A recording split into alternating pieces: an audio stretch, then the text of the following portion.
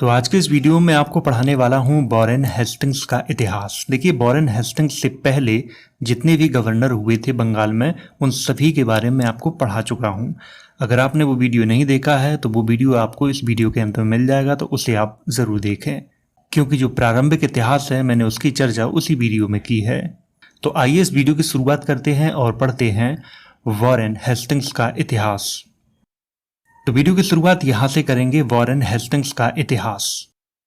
Warren Hastings को 1772 में बंगाल का गवर्नर बनाया गया था। 1772 से पहले बंगाल का गवर्नर कौन था? कार्टियर, जिसके बारे में मैंने अपने पिछले वीडियो में पढ़ाया था।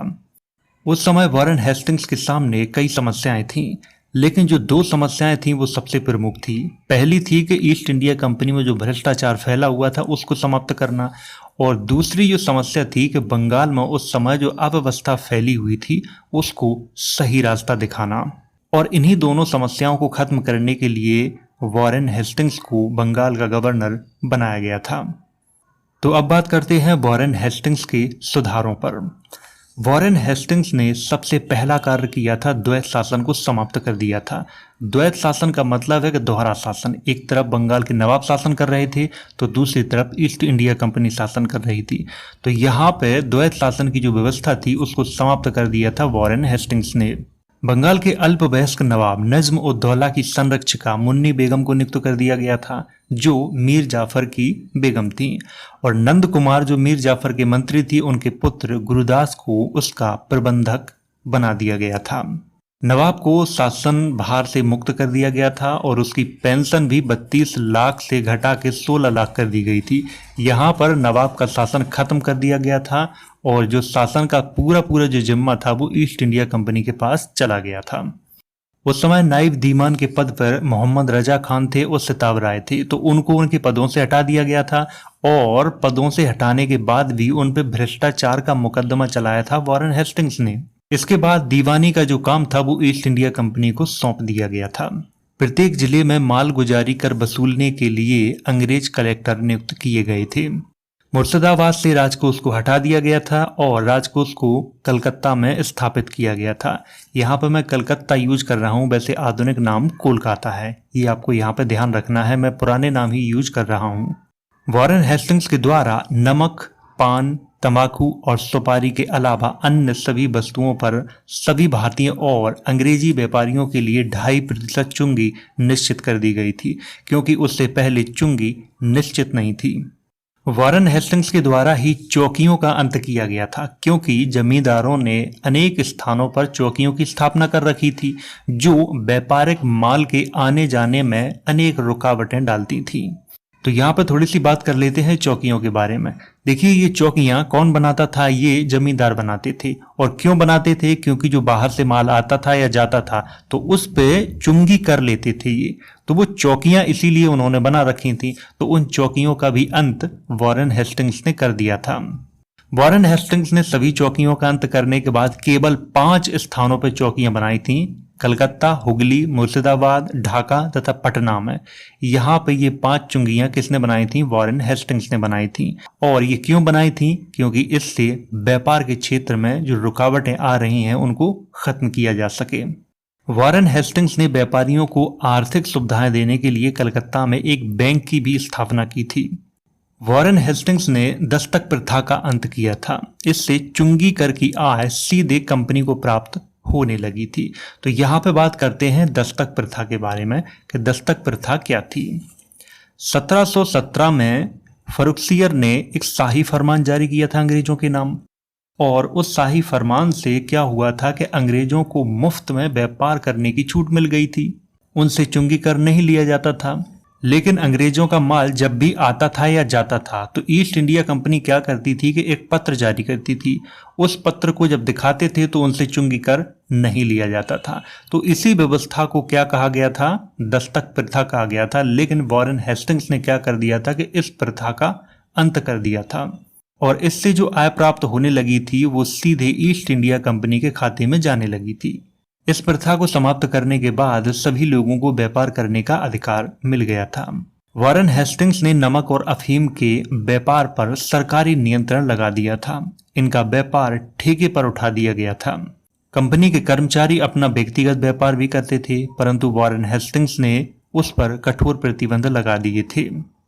दादनी या ददनी प्रथा का अंत भी वॉरेन हेस्टिंग्स के कार्यकाल में ही किया गया था। इस प्रथा के अनुसार पहले कंपनी के कर्मचारी भारतीय कारीगरों को ददनी देकर उनका माल सस्ते दामों पर खरीद लेते थे। इसका प्रभाव भारतीय उद्योग धंधों पर बहुत बुरा पड़ रहा था और वे पतन अवस्था की ओर जा रहे थे। तो यहाँ पे बात करते हैं ददनी प्रथा के बारे में कि ये ददनी प्रथा क्या थी। इस प्रथा के अंतर्गत क्या किया जाता था कि ईस्ट इंडिया कंपनी के कर्मचारी भारतीय कारीगरों को पहले ददनी देते थे। ददनी का मतलब है कि कुछ पैसा अग्रिम देते थे वो, और उनसे सस्ते दामों पर माल खरीद लेते थे। और इसके बदले में उनसे एक शर्तनामा भी लिखवा लिया जाता था कि जब भी आप माल बेचोगे तो सिर्फ और सिर्फ हमें ही बेचोगे, किसी और को नहीं बेच सकते तुम। इससे भारतीय जो कारीगर थे वो बहुत परेशान हो गए थे। एक तो सस्ते में उनका माल भी चला जाता था और उन्हें फायदा भी नहीं होता था। तो इस प्रथा का अंत वॉरेन हेस्टिंग्स के कार्यकाल में ही किया गया था, ये आपको यहाँ पर ध्यान रखना है। वॉरेन हेस्टिंग्स ने कलकत्ता में एक सरकारी टकसाल की स्थापना की थी, जिसमें एक निश्चित मूल्य और आकार की मुद्राएं ढालने की व्यवस्था की गई थी। एक कमेटी द्वारा पिछले वर्षों में प्राप्त लगान के आधार पर खेतों में लगान को निश्चित करवाकर पंचवर्षीय ठेकेदारी की प्रथा भी प्रचलित की गई थी। किसके द्वारा? वॉरेन हेस्टिंग्स के द्वारा। इस पंचवर्षीय व्यवस्था के बड़े भयानक दुष्परिणाम निकले। जमींदारों ने निश्चित काल में अत्यधिक धन किसानों से वसूल किया और उनका खूब शोषण किया। 1773 में कलेक्टर का पद समाप्त करके लगान वसूली करने के लिए एक राजस्व समिति की स्थापना की गई, जिसमें कंपनी के 3 सदस्य और काउंसिल के 2 सदस्य शामिल थे। राजस्व समिति की सहायता के लिए राय रायन के पद पर एक भारतीय अधिकारी को नियुक्त किया गया और तीनों प्रांतों को राजस्व की दृष्टि से 6 भागों में विभक्त कर दिया गया था। प्रत्येक के लिए एक प्रांतीय समिति बनाई गई थी तथा जिलों का कार्य भारतीय दीवान को सौंप दिया गया था, किंतु यह व्यवस्था भी ठीक सिद्ध नहीं हुई थी। वॉरेन हेस्टिंग्स अपने कार्यकाल के दौरान क्या कर रहे थे? वो प्रयोग कर रहे थे। ये व्यवस्था नहीं चली तो ये लागू करो, ये नहीं चली तो ये लागू करो, इसको खत्म करो फिर इसको लागू करो। तो ये जो सिस्टम था वो वॉरेन हेस्टिंग्स के कार्यकाल के दौरान चल रहा था और इसमें सबसे ज्यादा नुकसान किसका हो रहा था? भारतीय कारीगरों का नुकसान हो रहा था। 1781 में इस व्यवस्था में पुनः परिवर्तन किया गया, जिसके अनुसार कलकत्ता को राजधानी बना दिया गया था और एक नई राजस्व समिति भी बनाई गई थी। प्रांतीय समितियां समाप्त कर दी गई थीं तथा जिले में एक अंग्रेज कलेक्टर की नियुक्ति की गई थी, जो जिले में राजस्व विभाग के अध्यक्ष के रूप में काम करता था। उसकी सहायता के लिए एक भारतीय दीवान होता था तथा कई जिलों के लिए एक कमिश्नर की नियुक्ति की गई थी। प्रत्येक जिले में एक दीवानी अदालत और एक फौजदारी अदालत की स्थापना वॉरेन हेस्टिंग के कार्यकाल में ही की गई थी। दीवानी अदालत का अध्यक्ष कलेक्टर होता था और फौजदारी अदालत का अध्यक्ष या काजी होता था या फिर पंडित होता था। स्थानीय अदालतों के ऊपर कलकत्ता में एक सदर दीवानी अदालत की स्थापना की गई थी और इन्हीं अदालतों में स्थानीय अदालतों की अपीलें सुनी जाती थीं। वॉरेन हेस्टिंग्स ने क्या किया था कि हिंदू और मुसलमानों के कानूनों का संकलन करवाया, जिससे पक्षपात के बिना निर्णय हो सके।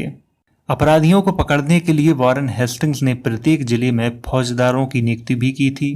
वॉरेन हेस्टिंग्स ने क्या किया कि दीवानी अदालत का कार्यक्षेत्र अलग कर दिया था और फौजदारी अदालत का कार्यक्षेत्र अलग कर दिया था। दीवानी अदालत के अंतर्गत संपत्ति का मामला, उत्तराधिकार का मामला, विवाह का मामला, जाति का, ऋण का एवं ब्याज का, ये मामले किसमें देखे जाते थे? दीवानी अदालत में देखे जाते थे। फौजदारी अदालत के अंतर्गत हत्या, डकैती, जालसाजी और झगड़े आदि इनके जो मैटर होते थे वो फौजदारी अदालत के अंतर्गत देखे जाते थे। अब बात करते हैं वॉरेन हेस्टिंग्स के प्रमुख कार्यों पर। मुगल शासक शाह आलम द्वितीय ने क्या किया कि अंग्रेजों की संरक्षणता को छोड़कर मराठा सरदार महादेव जी सिंधिया की शरण में चले गए। इसी कारण वॉरेन हेस्टिंग्स ने क्या किया था कि उनकी जो 26 लाख रुपए वार्षिक पेंशन थी उसे बंद कर दिया गया था और कड़ा मानिकपुर और इलाहाबाद के जो क्षेत्र थे वो भी शाह आलम द्वितीय से छीन लिए थे। 1773 में वॉरेन हेस्टिंग्स ने अवध के नवाब सुजाउद्दौला से बनारस की संधि की।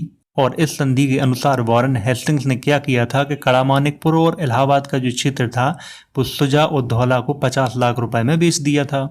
अवध के नवाब ने अपने खर्च पर अपनी सुरक्षा के लिए अंग्रेजी सेना अवध में रखना स्वीकार किया था और युद्ध के समय दोनों ने एक दूसरे की सहायता का वचन भी दिया था। किसके तहत? बनारस की संधि के तहत। वॉरेन हेस्टिंग्स के कार्यकाल 1775 में ही कलकत्ता उच्च न्यायालय के मुख्य न्यायाधीश एलिजा एम्पे के द्वारा राजा नंद कुमार को फांसी की सजा सुनाई गई थी। ये एक बहुत ही अच्छा प्रश्न है, इसको आपको ध्यान रखना है कि 1775 में राजा नंद कुमार को फांसी की सजा किसने सुनाई थी? कलकत्ता उच्च न्यायालय के मुख्य न्यायाधीश एलिजा एम्पे ने सुनाई थी। और इसमें पूरा हाथ किसका था? वॉरेन हेस्टिंग्स का था, क्योंकि वॉरेन हेस्टिंग्स ने क्या किया था कि नंद कुमार पर भ्रष्टाचार का आरोप लगाया था। भारत का पहला समाचार पत्र द बंगाल गजट का प्रकाशन जेम्स ए हिक्की के द्वारा वॉरेन हेस्टिंग्स के कार्यकाल 1780 में ही किया गया था।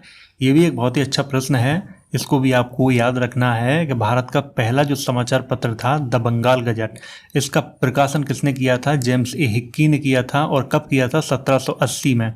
किसके कार्यकाल में? वॉरेन हेस्टिंग्स के कार्यकाल में किया था। 1781 में वॉरेन हेस्टिंग्स ने मुस्लिम शिक्षा के लिए कलकत्ता में एक मदरसे की स्थापना कराई थी। 1782 में जोनाथन डंकन के द्वारा बनारस में एक संस्कृत विद्यालय की स्थापना वॉरेन हेस्टिंग्स के कार्यकाल में ही की गई थी। और 1784 में विलियम जोन्स के द्वारा the Asiatic Society of Bengal की स्थापना की गई थी। तो ये तीनों प्रश्न बहुत ही महत्वपूर्ण हैं, इनको आपको अच्छे से याद रखना है। अब बात करते हैं रेगुलेटिंग एक्ट 1773 के बारे में। बंगाल प्रांत के गवर्नर को संपूर्ण भारत के अंग्रेजी क्षेत्रों का गवर्नर जनरल बना दिया गया था और उसका कार्यकाल 5 वर्ष निश्चित कर दिया गया था। मद्रास तथा बंबई के गवर्नर बंगाल के गवर्नर के अधीन कर दिए गए थे और इस तरह से वॉरेन हेस्टिंग्स को भारत के अंग्रेजी क्षेत्रों का पहला गवर्नर जनरल बनाया गया था। तो रेगुलेटिंग एक्ट 1773 के तहत क्या किया गया था कि बंगाल का जो गवर्नर था उसको गवर्नर जनरल कहा जाने लगा था और उसके अधीन मद्रास और बंबई के जो गवर्नर होते थे वो बंगाल के गवर्नर के अधीन कर दिए गए थे। तो इस तरह से वॉरेन हेस्टिंग्स को गवर्नर जनरल बनाया गया था। लेकिन वॉरेन हेस्टिंग्स मुख्य रूप से कहाँ के गवर्नर जनरल थे? बंगाल के गवर्नर जनरल थे, ना कि पूरे भारत के गवर्नर जनरल थे। ये आपको यहाँ पे याद रखना है, ये पॉइंट बहुत ही महत्वपूर्ण है।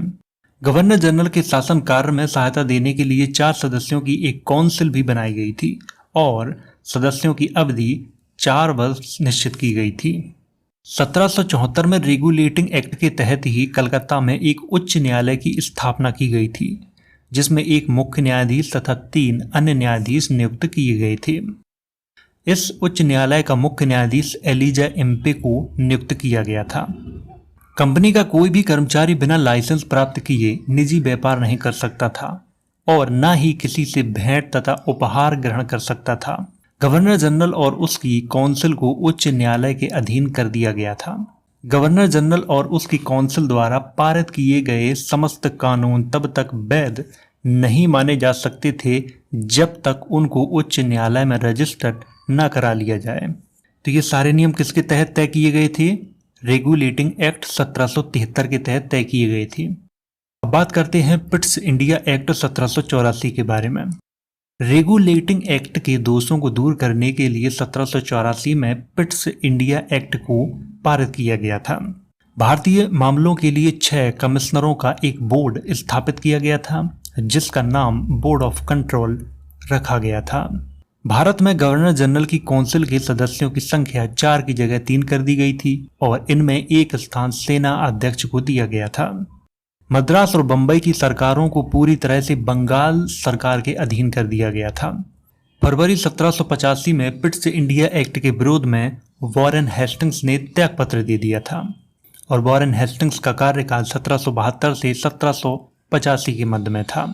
ये तो था वॉरेन हेस्टिंग्स का इतिहास और इस वीडियो में मैंने केवल उन्हीं तथ्यों को शामिल किया है जो परीक्षा की दृष्टि से बहुत ज़्यादा महत्वपूर्ण थे। वीडियो अगर अच्छा लगा हो तो इसे लाइक करें, शेयर करें। वीडियो देखने के लिए धन्यवाद।